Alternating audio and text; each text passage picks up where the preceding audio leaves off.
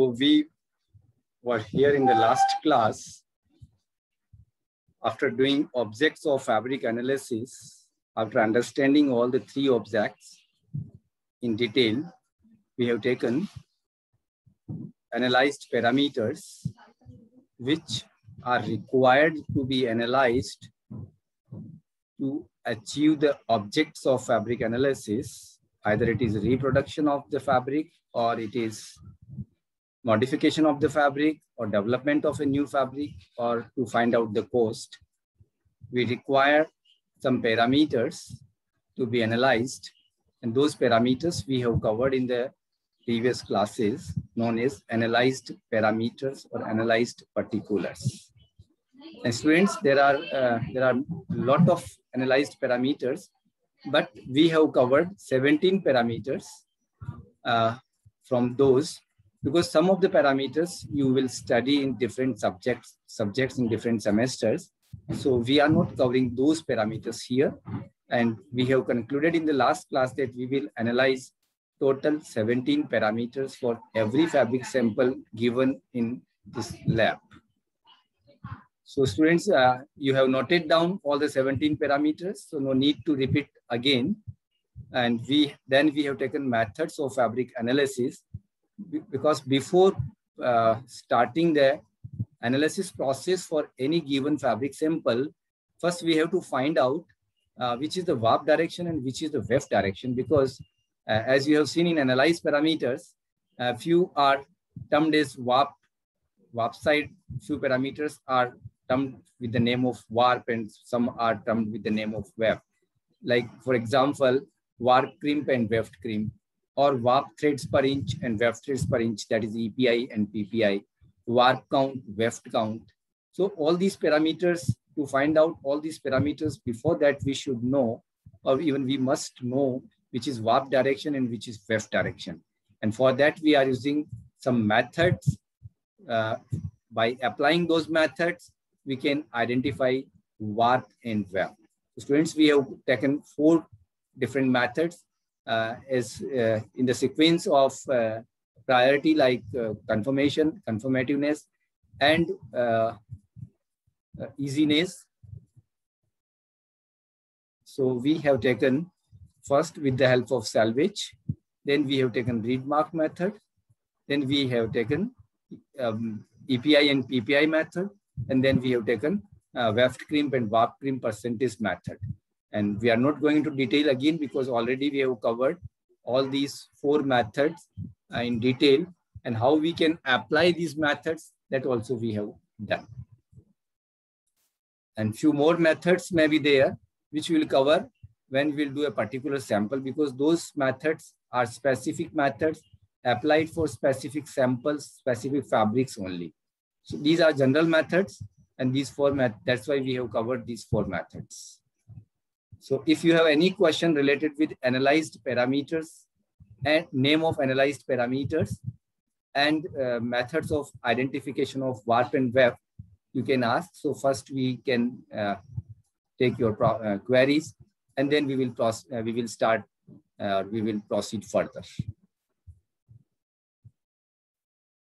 Any question in methods of identification of warp and weft? Because this is very, very important step for fabric analysis. If you are not able to find out or to identify which is warp direction and which is weft direction, then you will not be able to find out correct analyzed parameters and then loom parameters. And whenever you have find out in the sample that this is warp and this is weft, do first thing, take a pen, and in the middle of the sample and vertical direction, means warp-wise direction, make an arrow, a big arrow from top to bottom, and make, that will serve you for identification throughout the process. अगर आप side में करते हैं और by the way वहां से आपने fabric को कट किया किसी भी पैरामीटर को एनालाइज करने के लिए, तो आपको फिर नेक्स्ट टाइम जब भी आपको एनालिसिस प्रोसेस करना होगा, तो again you have to find out there, or you have to identify the warp and weft, and that will consume more time. To save the time, in the center, in the middle of the fabric, vertically, warp wise, make a vertical arrow so that that will show you this is warp direction and this is weft direction. So students, I think everything is clear to you. So we are moving further, and our next topic is how we find out the analyzed parameters. The process of finding out the analyzed parameters. What the process we are using to find out different analyzed parameters. So one by one, we will take the parameters and the method of finding out, the method of analysis for that particular parameter. So here we are taking finished EPI, finished ends per inch. And the same method will be applied for finished PPI. Method will remain same. So there are two methods generally we are using. One is by using counting glass. As I have already mentioned, and we have taken about counting glass. Counting glasses are available in different sizes, maybe 1 inch by 1 inch, 1 inch by ½ inch, or ½ inch by ½ inch. So by using counting glass, how we can find out EPI, that is explained in 4 stages. The first stage is after finding the direction of warp and weft threads. ये आपने identification कर लिया कि this is warp direction, this is weft direction. We put the sample along the warp direction. We put the counting glass along the warp direction. We do not put the sample. Yeah, yes, sorry. We put the sample along warp direction. हम हमारे सामने sample को ऐसे रखेंगे कि warp direction में हमें दिखाई दे, वार्प डायरेक्शन आपके सामने की तरफ हो और वेफ्ट आपके वार्प आपके सामने है और वेफ्ट परपेंडिकुलर है. इस तरह से हम सैंपल को रखेंगे. Then put the counting glass along weft direction. तो काउंटिंग ग्लास अगर आप 1 इंच बाई ½ इंच यूज कर रहे हैं तो जो उसकी 1 इंच साइड है उसको आप वेफ्ट वाइज रखें. 1 इंच को वेफ्ट की डायरेक्शन में रखें ताकि वार्प के थ्रेड्स 1 इंच में आपको दिखाई देंगे. आपको अगर वार्प के थ्रेड्स देखने हैं तो काउंटिंग ग्लास का जो 1 इंच वाला जो साइड है उसको वेफ्ट डायरेक्शन में रखना पड़ेगा. वेफ्ट डायरेक्शन में अगर 1 इंच रख लिया तो उस 1 इंच के अंदर आपको वार्प के थ्रेड्स दिखाई देंगे और उस 1 इंच में जो वार्प के थ्रेड्स आपको दिखाई दे रहे हैं with the help of needle, because this counting glass is magnifying this warp threads, this sample. So warp threads आपको बड़े बड़े दिखाई देंगे. that will be easily visible to you and you can count 1 by 1 to all the threads from left to right or from right to left, जो कि counting glass के अंदर अंदर दिखाई दे रहे हैं. उनको अगर आप काउंट करेंगे, बिकॉज काउंटिंग ग्लास का जो मेजरमेंट है दैट इज 1 इंच, तो 1 इंच के अंदर कितने वार्प थ्रेड्स हैं you can count it, and that is a very simple method. So now third step, count the warp or warp threads or ends and take 3 readings by repeating this process. इस तरह से counting glass को warp wise, आप sample को warp wise आपके सामने रखते हुए काउंटिंग ग्लास को वेफ्ट की डायरेक्शन में 3 डिफरेंट प्लेसेस पे आप रख करके उसकी 3 रीडिंग लेनी है आपको. and the result will be always equal or always same, but sometimes due to mistake, because you are beginner and you may make some mistakes, so sometimes you will get like you are getting 56, somewhere you will get 57, somewhere you will get 58 or again 56, whatever it is. So if all the 3 are different, then take average of that, and if 2 readings are same, then count these 2 readings as a result. तो आपका 57, 56, 56 आता है तो result will be 56. But if you are getting suppose 56, 57, 58, then result will be 57. That is the meaning. In that way, you have to finalize the result, which we will use for further calculations as a finished API. Any question regarding this method? Second method is by using scale. Again, identify the direction of warp, same as first method. A scale is put in weft direction. जो अब इसके लिए आपको पहले students जब भी आप fabric analysis start करते हैं तो जो राइट हैंड से जो लोग काम करते हैं, राइट हैंडर्स हैं, उनको क्या करना है, अपनी राइट साइड और सैंपल की जो बॉटम साइड है उसकी तरफ से कुछ थ्रेड्स को निकाल लेना है. कुछ वार्प थ्रेड्स 8-10 वार्प थ्रेड्स निकाल लें बाहर और ऐसे ही वेफ्ट के 8-10 थ्रेड्स बाहर निकाल लें. उससे क्या होगा, उस जहां से आपने वार्प को निकाला वहां पर केवल वेफ्ट के थ्रेड्स बचेंगे, क्योंकि जो वार्प थ्रेड्स इंटरलेस थे वो हमने निकाल दिए हैं। ऐसे ही जब वार्प की वेफ्ट निकालेंगे तो वार्प के थ्रेड्स सैंपल से बाहर की तरफ आते हुए आपको दिखाई देंगे, प्रोट्रूडिंग थ्रेड्स आपको बाहर दिखेंगे। उसको हम बोलते हैं, उस पोर्शन को हम बोलते हैं फ्रिंज, FRINGE। तो पहले हम फ्रिंज प्रिपेयर करते हैं। जो लेफ्ट हैंडर से वो लेफ्ट साइड और बॉटम साइड से करेंगे, जो राइट हैंडर से वो राइट साइड और बॉटम साइड से करेंगे, क्योंकि वो उनके लिए कन्वीनियंट होता है, कंफर्टेबल होता है आगे का प्रोसेस, आगे का एनालिसिस करने के लिए। तो फ्रिंज अगर आपने प्रिपेयर कर लिया तो जो वेफ्ट थ्रेड्स बाहर की तरफ हैं, जो फैब्रिक के अंदर नहीं है, जो लास्ट वार्प थ्रेड के बाहर की तरफ हैं, उनको आप छोड़ दें और लास्ट वार्प थ्रेड के यहाँ पर स्केल का 0 रखें और स्केल को एकदम स्ट्रेट रखने की कोशिश करें, टेढ़ा नहीं हो, ताकि एग्जैक्ट रीडिंग आए। और जहां पर स्केल में 1 इंच लिखा हुआ है वहां पर पेन से बिल्कुल एक पतला सा मार्क कर दें। और उसके बाद आप क्या करें, उस सैंपल में से scale is put in weft direction, remark 1 inch length from first end of fabric. जो फ्रिंज के पास में जो सबसे पहला फर्स्ट एंड है उससे 1 इंच पे जाकर के स्केल के ऊपर, स्केल की मदद से वहां पर सैंपल के ऊपर रिमार्क कर लें, यानी कि पेन से कोई मार्क कर दें और उसको बिल्कुल पतला सा मार्क करें। ज्यादा अगर उसको आपने मोटा किया तो क्या होगा, वो 2 एंड्स को कवर करेगा और वो आपकी रीडिंग को गलत करेगा। तो बिल्कुल एक पतला सा मार्क आप वहां पर डाल दें जो कि आपको विजिबल हो। And then count threads by counting needle, but यहाँ काउंटिंग नीडल यूज नहीं करेंगे। आप बेटर होगा कि आप एक एक थ्रेड को बाहर निकालते जाएं, जहां पर आपने मार्क किया वहां आके रुक जाएं और जस्ट काउंट करें 1 2 3 what ever it is, may be 50 may be 60 what ever it is. And here also take 3 readings by repeating this process. But students, here I have one suggestion when you are performing this test, because इसमें आपका काफी fabric waste जाएगा क्योंकि आप threads को बाहर निकाल रहे हैं और sometimes you are getting very small sizes. So हो सकता है कि आपके पास बाद में सैंपल बचे ही नहीं, बाकी रीडिंग्स, बाकी जो भी ऑब्जर्वेशन है या बाकी जो भी आपके एनालाइज पैरामीटर्स फाइंड आउट करने हैं, then you will be in problem. So to avoid that क्या करना है, जो आप मार्क कर रहे हैं उस मार्क को आप फैब्रिक के किसी एंड पर करें, या तो बॉटम साइड में, बिल्कुल बॉटम साइड के पास में करें या टॉप साइड के पास में करें। और फिर वहां पर जहां आपने मार्क किया उतने से एरिया को, 1-2 इंच एरिया को छोड़ के एक लंबा कट लगा दें वेफ्ट वाइज डायरेक्शन में। तो क्या होगा, आप जब थ्रेड्स निकालेंगे तो छोटे छोटे थ्रेड्स बाहर निकलेंगे, तो बाकी जो सैंपल आपका वो इंटैक्ट रहेगा, वो खराब नहीं होगा। तो उसके लिए आप उसको यूज कर सकते हैं। ये डेमोन्स्ट्रेशन में आपको और शो कर देंगे ताकि आपको क्लियर हो जाए। So these are 2 methods used to find out EPI and PPI.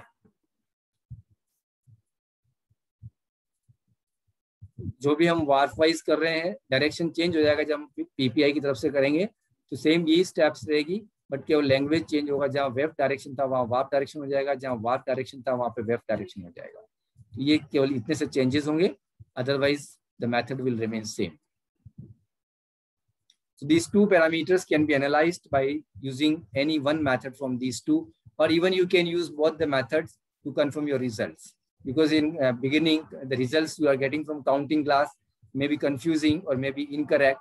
So to make it 100% confirm, you can go for the second method by using scale. And particularly for the fabrics which are heavily densed, जिसमें warp density बहुत ज़्यादा है या weft density बहुत ज़्यादा है, highly dense, और आप काउंटिंग क्लास में देखेंगे, और depending on the view also, अगर फ्लोट ज़्यादा फ्लोट्स वाली व्यू है तो आपको काउंट करने में मुश्किल आएगी।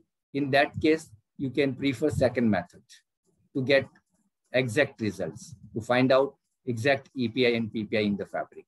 So depending on the fabric sample, you have to apply your wisdom and you have to choose the method. Sometimes only first method with counting glass, sometimes only second method, or sometimes both the methods.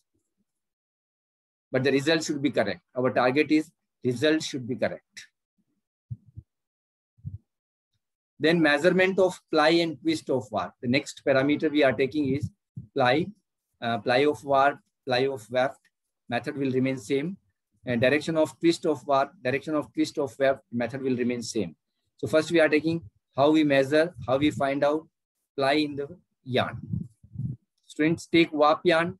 एक warp thread को बाहर निकाल लें fabric से and untwist it by hand, और इसको आप untwist करेंगे। आप पहले यार्न ले लें अपने हाथ में, वार्प थ्रेड ले लें और उसको क्लॉकवाइज डायरेक्शन में घुमाएं। अगर आप क्लॉकवाइज डायरेक्शन में घुमा रहे हैं और तब आप ऑब्जर्व करें कि ये और ट्विस्ट हो रहा है या अनट्विस्ट हो रहा है। अगर अनट्विस्ट हो रहा है तो उसी डायरेक्शन में उसको घुमाते जाएं, और अगर ट्विस्ट हो रहा है तो उसको अपोजिट डायरेक्शन में घुमाना स्टार्ट करें, क्योंकि अगर उस डायरेक्शन में वो ट्विस्ट हो रहा है तो दूसरी डायरेक्शन में वो अनट्विस्ट होगा। तो डायरेक्शन चेंज कर लें, पहले क्लॉकवाइज घुमा के देखें, अगर वो अनट्विस्ट हो रहा है इट इज फाइन, आप उसको अनट्विस्ट कर लें पूरा। बट अगर नहीं हो रहा है तो आप रुक जाएं, उसको वापस नॉर्मल पोजीशन में आने दें और फिर उसको आप एंटी क्लॉकवाइज में घुमाएं। तो अगर क्लॉकवाइज में वो अनट्विस्ट नहीं हो रहा था तो अब आप एंटी क्लॉकवाइज में घुमाएंगे तो वो अनट्विस्ट होगा। ठीक है, पर्पज इज हमें थ्रेड में से ट्विस्ट को रिमूव करना है, अनट्विस्ट करना है। If 2 single threads come, then it may be yarn may be double or more plied। अगर आपने इसको अनट्विस्ट किया और आपको 2 थ्रेड मिल गए हैं, 2 थ्रेड अलग अलग हो गए हैं, इसका मतलब ये या तो डबल प्लाई यार्न है, या हो सकता है कि जो उनमें से एक थ्रेड है वो डबल हो सकता है या दूसरा थ्रेड भी डबल हो सकता है। तो यहाँ पे हम ये नहीं कह सकते हैं कि ये डबल प्लाई है, क्योंकि दोनों थ्रेड जो आपने निकाले हैं उनको भी आपको वापस अनट्विस्ट करना पड़ेगा। अगर वो सिंगल प्लाइड हैं it means this yarn is double ply. अगर दोनों सिंगल प्लाइड हैं तो दोनों अनट्विस्ट करने के बाद जो उसके जो दोनों पार्ट्स, दोनों अलग अलग थ्रेड्स निकले हैं अनट्विस्ट करने के बाद, उनको अनट्विस्ट करने के बाद अगर दोनों सिंगल हैं इसका मतलब ये डबल प्लाई है। बट अगर एक डबल है और एक सिंगल है तो ये ट्रिपल प्लाई है, और दोनों डबल हैं तो ये 4 प्लाइड यार्न।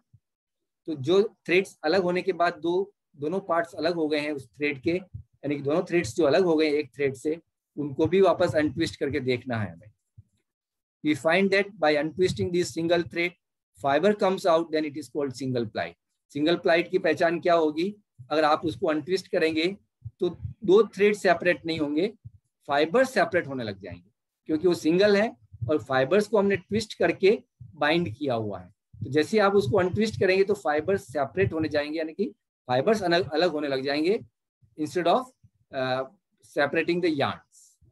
तो इससे आपको आइडेंटिफाई होगा कि ये सिंगल यार्न है। सिंगल यार्न के केस में जब भी आप उसको अनट्विस्ट करेंगे तो फाइबर्स अलग होने लग जाएंगे, and that is indication that this is single yarn.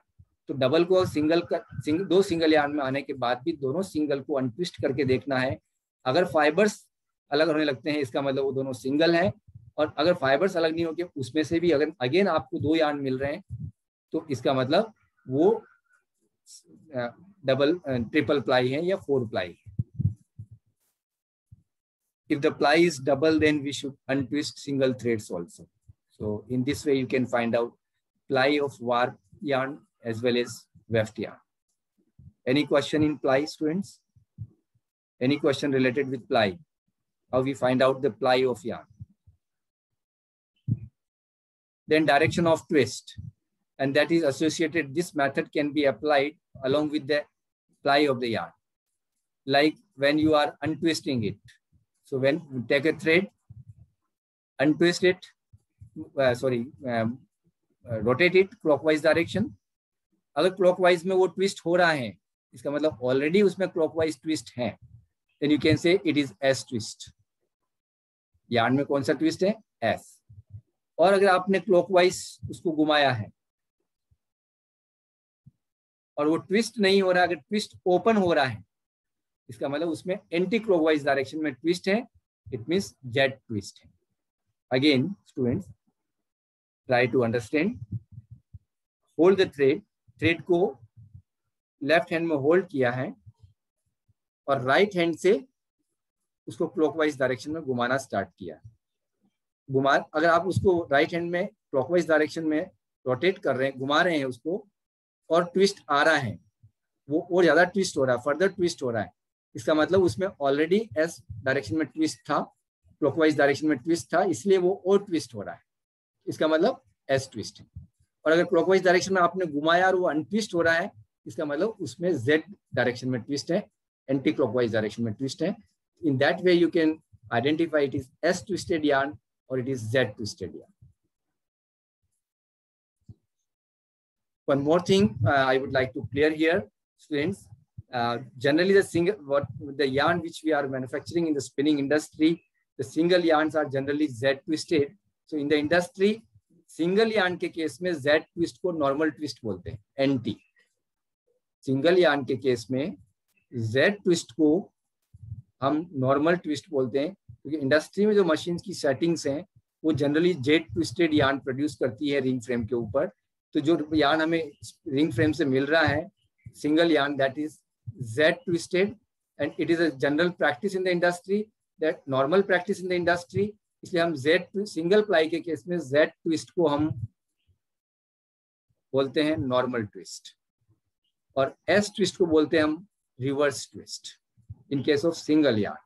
पर जब हम दो सिंगल को डबल में कन्वर्ट करते हैं, और क्योंकि सिंगल में ऑलरेडी Z ट्विस्ट है, तो और Z ट्विस्ट उस पर अप्लाई करेंगे तो वो और ज्यादा ट्विस्टेड हो जाएगा, यानी कि यार्न की क्वालिटी में डिफरेंस आएगा, यार्न में बिकम लिटिल बिट हार्श. तो हम क्या करते हैं, Z ट्विस्टेड यार्न लेकर के उसको क्लॉकवाइज S डायरेक्शन में ट्विस्ट कर देते हैं. जब डबल प्लाई बनाते हैं तो डबल प्लाई में S ट्विस्ट को NT बोलते हैं और Z ट्विस्ट को RT बोलते हैं. जो सिंगल प्लाई के केस में है, डबल प्लाई में एकदम अपोजिट हो जाता है. But don't confuse yourself, here we are talking S twist and Z twist, so there will be no confusion. We are not using NT and RT. This terminology is used in industry, so I have cleared what is the meaning of NT and RT, normal twist and reverse twist in the industry. But here we are limited up to S twist and Z twist, so we will use the same terminology in the theory class, in the practical lab. So in this way, you can find out ply and twist together for a warp yarn and weft yarn.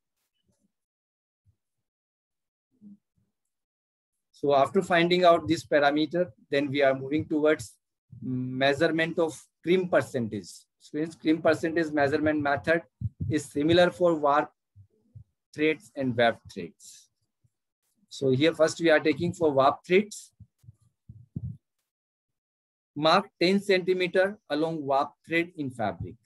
जो fabric sample आपके पास है, warp direction आपको पता है, तो warp की direction के parallel यानी कि वार्प थ्रेड की तरफ आप 10 सेंटीमीटर स्केल से मार्क कर लें दोनों तरफ, स्टार्टिंग पॉइंट और जहाँ 10 सेंटीमीटर हो रहा है, जीरो, स्केल का 0 और स्केल का 10, दोनों पे आप पेन से बहुत पतला सा मार्क करें जो कि आपको क्लियरली विजिबल हो, लेकिन बहुत ज़्यादा थिक नहीं हो मार्क, क्योंकि वो आपकी रीडिंग्स को थोड़ा सा इफेक्ट कर सकता है.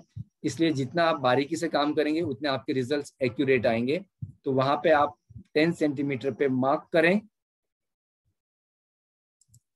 10 सेंटीमीटर पे मार्क करने के बाद कट इट बाय सीजर, छोटा सा कट लगा दें, जहां 0 मार्क किया था वहां पे भी और जहां 10 किया था, दोनों मार्क के पास में छोटा सा कट लगाएं ताकि वहां से एक थ्रेड निकल सके.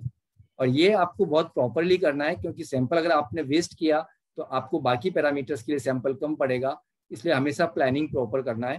तो जितना कट चाहिए उतना, जितना फैब्रिक चाहिए उतना ही मार्क करें. तो इतना सा छोटा सा कट करें कि एक थ्रेड वहां से निकल जाए, और एक थ्रेड को बाहर निकालें.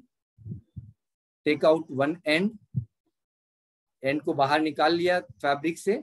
उसके बाद आप क्या करेंगे, stretch it until crimp is removed. उसको इतना स्ट्रेच करना है कि क्रिम्प रिमूव हो जाए. तो आपको बहुत ही माइन्यूटली ऑब्जर्व करना पड़ेगा कि जो बैंड पार्ट है, जो कर्ली पार्ट है, हम उसको इतना स्ट्रेच करें कि वो स्ट्रेट हो जाए. और आपने ज्यादा स्ट्रेच कर दिया तो आपके रिजल्ट्स गलत हो जाएंगे. इसलिए इसको बहुत परफेक्टली और प्रिसाइसली करना है. इसके लिए जो मेथड रहेगा वो आपको डेमोन्स्ट्रेट किया जाएगा. एक जो थ्रेड का एक एंड है, उस एंड को आप 0 पे लाके और अपनी फिंगर, अपने थंब से उसको होल्ड कर लें स्केल के ऊपर ही, और फिर उसको स्ट्रेच करना स्टार्ट करें इतना कि वो स्ट्रेट हो जाए. यानी कि उसको स्ट्रेट करना स्टार्ट करें, और जैसे ही वो स्ट्रेट हो जाए, आपने दूसरे हैंड में उसको होल्ड कर रखा है फिंगर और थंब के बीच में, तो उसको, उस फिंगर को हटाते हुए थंब से ही उसको वहां होल्ड करने की कोशिश करें. बट ये ध्यान रखें कि वापस वो क्रिम्प नहीं हो जाए, तो उसको स्ट्रेच उसी पोजीशन में रखने की पूरी कोशिश करना है, and that will come by practice. केवल मेरे बता देने से नहीं आएगा, ये आपको करना होगा, क्योंकि जब भी आप स्केल पे करेंगे, जैसे आपने रखा, हो सकता है थ्रेड ही आपके हाथ से छूट जाए, तो धीरे धीरे प्रैक्टिस से आएगा। फाइनली आपको क्या करना है, दोनों तरफ थ्रेड आपका थंब से होल्ड है और स्ट्रेट है, ये आपको एश्योर करना है। ये अगर एश्योर हो जाए तो वहां पे आप स्केल पे देखें कि इसकी अभी लेंथ कितनी है थ्रेड की, क्रिम्प रिमूव करने के बाद वो आप मेजर कर लें। देन यहाँ पर एक फॉर्मूला है, warp crimp percentage can be calculated by straightening length, straighten length minus initial length upon initial length into 100। बहुत सिंपल मैथमेटिक्स है, बहुत सिंपल फॉर्मूला है। जो आपने स्ट्रेच किया, स्ट्रेट किया, उसके बाद जो लेंथ आई, सपोज आपने स्ट्रेट करने के बाद 11 सेंटीमीटर आई, तो यहाँ 11 लिखना है, और 10 आपने लिया है तो इनिशियल लेंथ 10 लिखना है, divided by 10 into 100। So 11 minus 10 divided by 10 into 100, that will be 10%.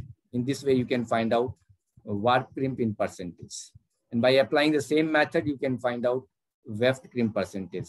Just reverse उसको change कर लें, या along the warp thread आपने mark किया था, अभी यहाँ पर आपको weft along the weft thread you have to mark. और similarly आपको एक weft thread बाहर निकालना है, उसको straight करना है, measure करना है, और formula में उसकी values रखनी है और कैलकुलेट करना है, you will get weft crimp percentages.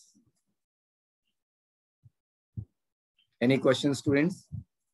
Up to now we have taken finished EPI, finished PPI, ply of warp, ply of weft, twist direction of warp, direction of twist of weft, and crimp percentage in warp, crimp percentage in weft. It means we have taken 8 parameters. No question? Okay. Then we are moving on 9th and 10th parameter, that is warp count and weft count. Measurement of warp and weft count. So first step is take required length by using template according to system of count. In the next class, I will try to show you a template, a diagram of template, so that it will be clear to you. So take required length by using template according to system of count. Template को अभी आप समझ सकते हैं, it is a measuring scale. एक scale है, but इस template के अंदर 6 sides होती हैं. Scale जैसा normal scale जैसा नहीं है, 6 different measurements हैं उसके ऊपर according to yarn numbering system. Note down, students, what are the yarn numbering systems can be find out with the help of this Beasley's balance. Note down in the notebook. First, English cotton count. Second, half English cotton count. Third, worsted count, WORSTED, worsted count.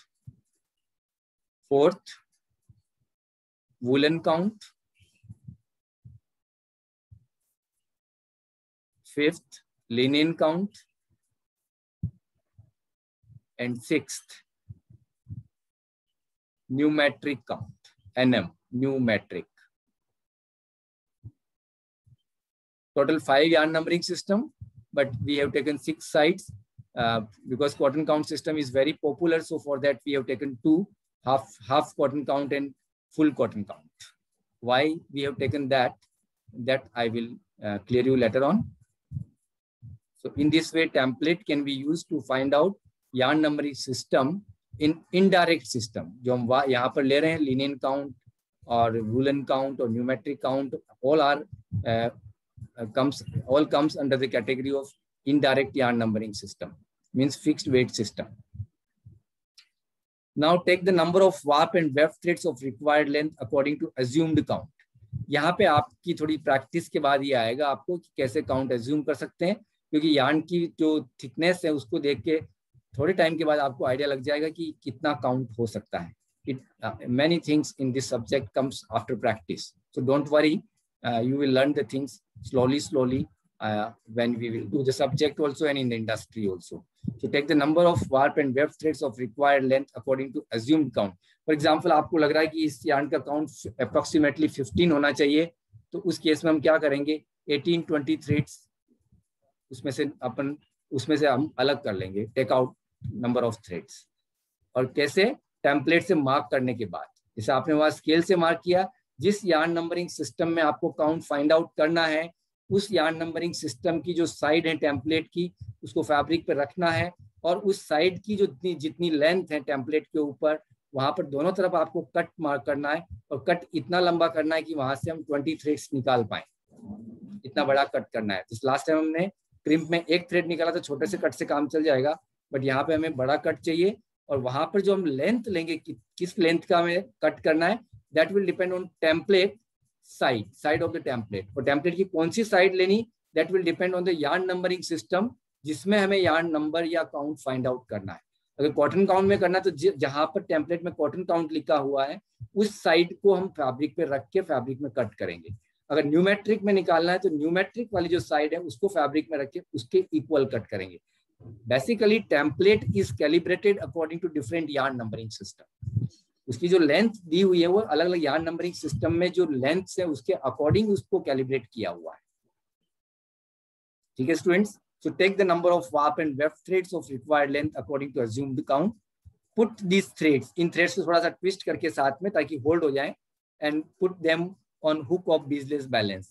Beasley balance में एक side wait होता है और एक side hook होता है, तो जिस साइड वेट है वो हमेशा झुका हुआ रहेगा, और जब आप उसमें थ्रेड्स रखेंगे तो एक पर्टिकुलर नंबर ऑफ थ्रेड्स पर वो बैलेंस हो जाएगा। जैसे अभी आप मार्केट में जाते हैं, अगर आपने पुराने टाइप के बैलेंसेस देखे हो तो एक तरफ हम वेट रखते हैं, जैसे आपने कभी आटा चक्की पर अगर आप गए हो तो वहां पे आपने देखा होगा 10 kg रखा हुआ है। अगर आपको 10 kg आटा लेना है तो 10 kg रखा हुआ है, और फिर वो क्या करेंगे, बैग के अंदर पहले अंदाज से उसके अंदर भर लेंगे और फिर उसको लाके दूसरी तरफ रख देंगे। अगर वो ज्यादा है, झुक रहा है, तो उसमें से निकाल लेंगे, और अगर वो अभी भी ऊपर है तो उसमें कुछ और ऐड कर देंगे। Same procedure we are adopting here. हम क्या करेंगे, 20 थ्रेड्स हमने निकाल लिए, बट उसमें से हमने 15 हुक पे रख दिए। अभी भी अगर ये पहले या तो झुकेगा या ऊपर रहेगा या बैलेंस हो जाएगा। अगर बैलेंस हो गया it means our work is completed, but नहीं हुआ है तो या तो थ्रेड उसमें ऐड करना है या उसमें से निकालना होगा। And the number of threads which balance it will give us the resultant measured count. जो नंबर ऑफ थ्रेड्स आ रहा है वो काउंट कर लें, वो इसका रिजल्टेंट मेजर्ड काउंट होगा। मेजर्ड काउंट क्यों लिखा है वो हम नेक्स्ट क्लास में लेंगे। This will be it's resultant count. 15 अगर थ्रेड्स बैलेंस कर रहे हैं उसको तो 15 इज द रिजल्टेंट काउंट। अगर 18 थ्रेड्स कर रहे हैं तो 18 इज द रिजल्टेंट काउंट। 20 कर रहे हैं तो 20 is the resultant count. In that way number of threads आपको काउंट करने पड़ेंगे, और जो उसको बैलेंस कर रहे हैं वेट को बिजली बैलेंस के ऊपर, वो नंबर